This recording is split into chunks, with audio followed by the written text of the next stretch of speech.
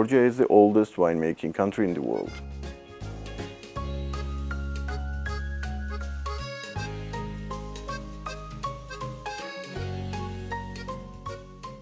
Hey everybody, today we're in Telavi, which is Georgia's wine country.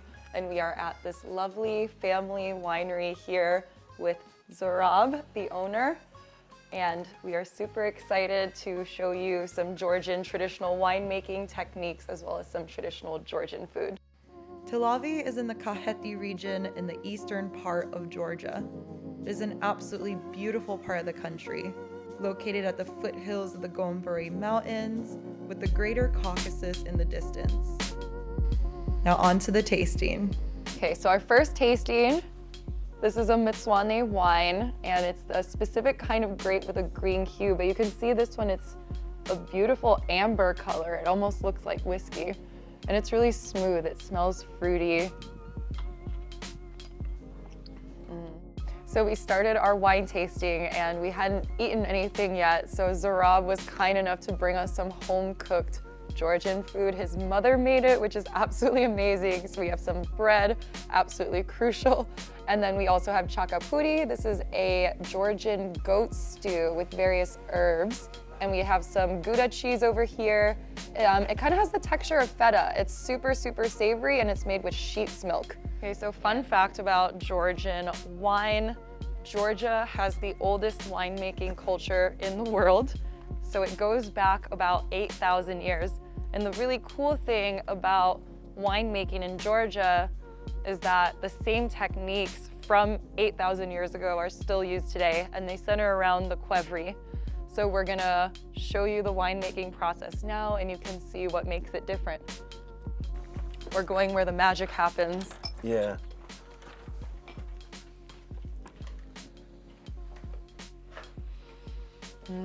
So immediately you can smell the wine fermenting. Traditional Georgian winemaking centers around the qvevri, large ceramic vessels that are buried below ground and used for fermentation, aging, and storage. Qvevris vary in size. The ones used in Zurab's winery fit up to 1,650 liters of wine. Here's an accelerated version of how Zurab makes his wines. Grapes are harvested in September and October from the family vineyard right here in Telavi. The winemaking process starts with a machine that presses and extracts juice from the grapes. The processed grapes are then funneled directly to underground qvevris to ferment. Zurab manually presses the grapes every so often to ensure that the yeast is evenly distributed. After several months, the wine is transferred to massive tanks for the distilling process, leaving us with a pure, delicious final product. The leftover seeds and stems are used to make chacha, Georgia's national liquor, so nothing goes to waste. So we get to taste a little bit of wine directly from the qvevri, one that's fermenting right now. How cool is that? Thank you so much. Cheers. Cheers.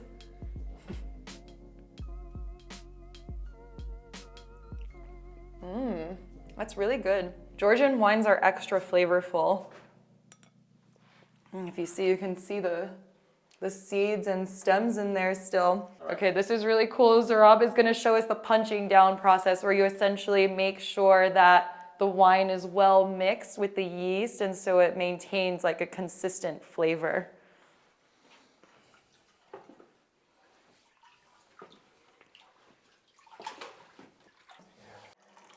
So here we go, we're getting to try it from the big distilling tank now. You can see there's a lot of clarity in this wine. It's really clear and beautiful.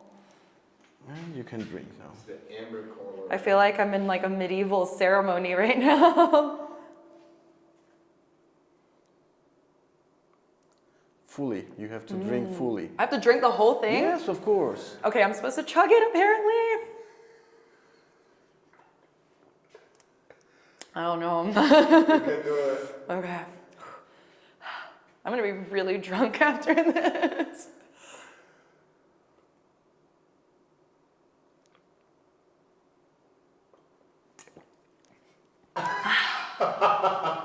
All right. I did it. Whew. Is that more than a glass? I don't know what type of glass you are meaning. If Yeah. it's small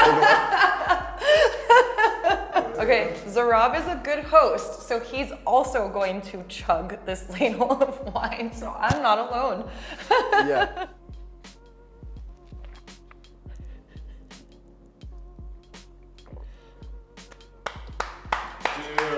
He did that much quicker and more smoothly than I did. All right, Lenza, it's his turn. To Georgia. Cheers.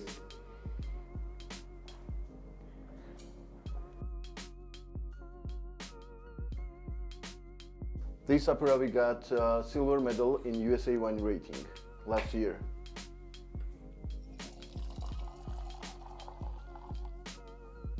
Okay, trying some Saperavi now, our first red. And I got two. Double fisting. Double fisting. So yeah, dry red wine, not too sweet, really smooth, really drinkable. Has a really nice aroma. Gaumajos, or cheers in Georgian. Yes, gaumarjus. Sakartvelos gaumarjus. Now we're going to go make khinkali, which is Georgian dumpling with Zurab. Zurab's family recipe is simple.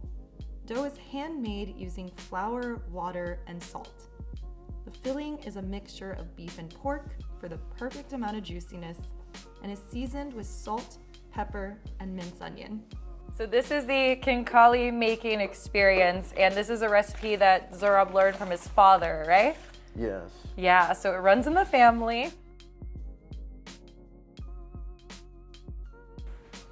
Okay, I'm gonna try it, and this thing is perfect. It's like a little cookie cutter, but for khinkali. Maybe here? Should I go along Yeah. here? Is you that the can best? go here and Okay, here. yeah. Okay, perfect. Oh. I'm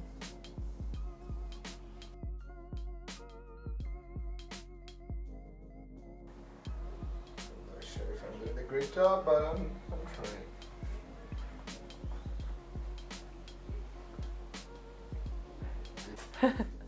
So now Zurab's mom is boiling the water for the khinkali, and she has to make sure that there's a good balance of salt in the water.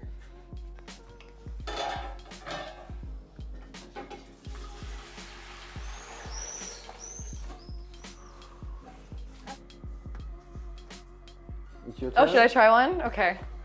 Okay. All right. Get to it, girl. Yeah, so you can see these pieces of dough are really thick, so then you use the rolling pin and then thin it out a bit more. So let me see if I can master this. Okay, so I think it needs a little bit of flour. 'Cause Yeah. okay. When you say I don't help, okay?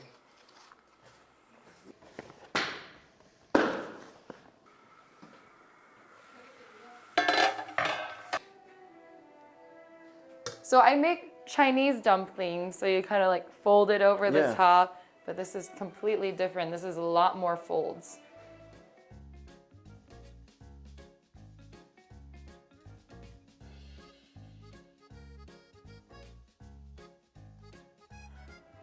My first khinkali. Yeah.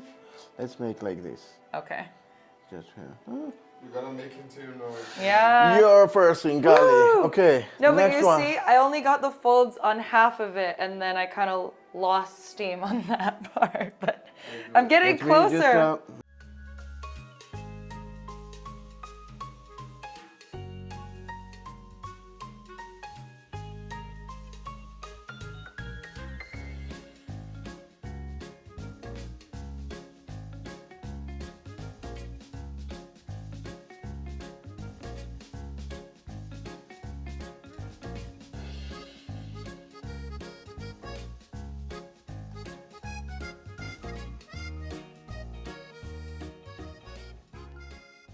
So you grab it. It's got this like nifty little handle.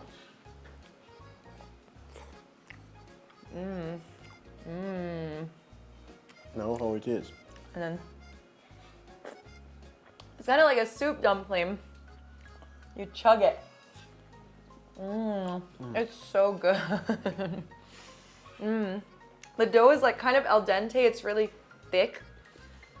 And the meat is amazing. Oh, I can taste the pepper. It's so good. Body stirred khinkali. Oh, got a little juice issue going on here.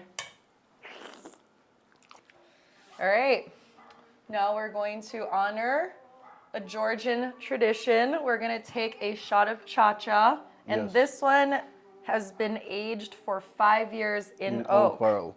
Yeah. Hey, cheers. To us and to the first experience to make khinkali. Yes, This has been cheers. amazing. It's Cheers. so delicious. Whew.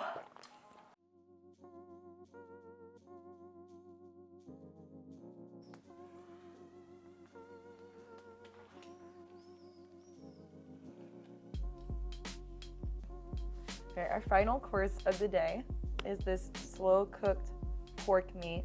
And it's a really special kind of barbecue because the source of heat is grapevine branches. Chacha is like the vodka of Georgia. 67%. This one is 67%. Cheers.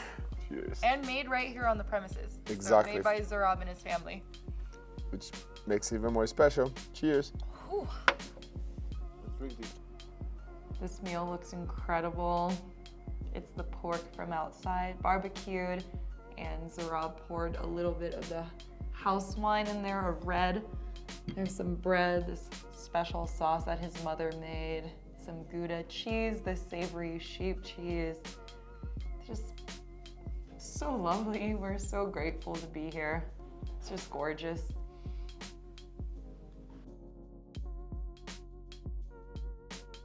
Thank you so much for watching today. We hope you enjoyed the episode. Please hit the subscribe button below and we'll see you next time. And a toast to health. Toast to all of us and to all those guys who were watching us. Wish you everything best. Wealth, health, and happiness. This is what we need. And peace around the world. Cheers to that. Till next time. Marjos. Gaurumajos. Yes. Gaurumajos. He's Georgian, but from mountainside. Yeah. He said like this. Gaurumajos. Gaumardjos. Gaurumajos. Gaumarjos. Gaurumajos. Gaumarjos. Gaurumajos.